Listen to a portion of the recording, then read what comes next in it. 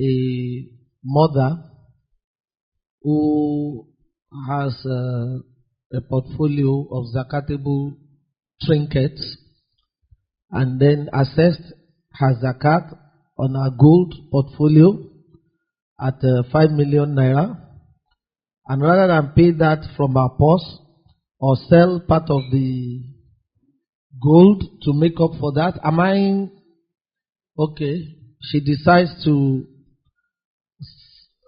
place that obligation on one of her children. That I have an obligation of 5 million naira on my gold trinkets. I'd like you to discharge it on my behalf. Olonja Jemomo.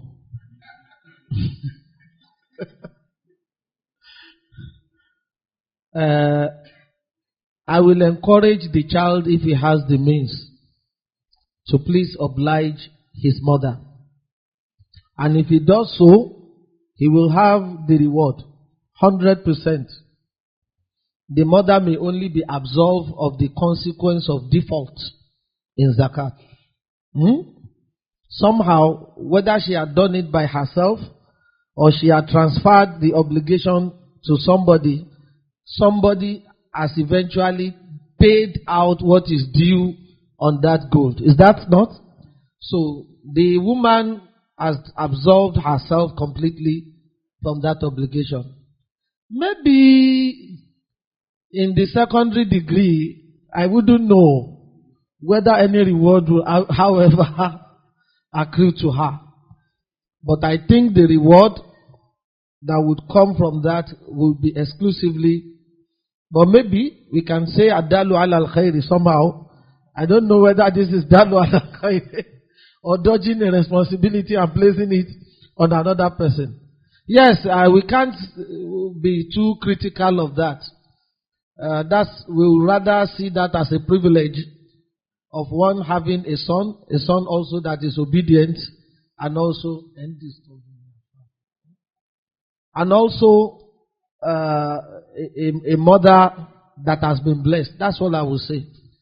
So, in case you have your mother push that to you and you want to earn more reward from Allah, that's part of the privileges of the parents. I'll encourage that you oblige, but it is not a duty on you. If you can also turn it down without incurring the wrath of your mom, you may. But I think the best is to give your parents whatever they demand, provided it is not haram, even if it is not their right or an obligation on you. We take that as well as part of the privileges they have. And it's always a lifetime opportunity. By the time you have them no more, you will then know the gravity of what you have lost. So, long live Mama. And long live also obedient and blessed children. But this is different from Mama now wanting to, let me take this part of it, it is relevant. Mama has a gold portfolio that is zakatable to, and the zakat payable can be that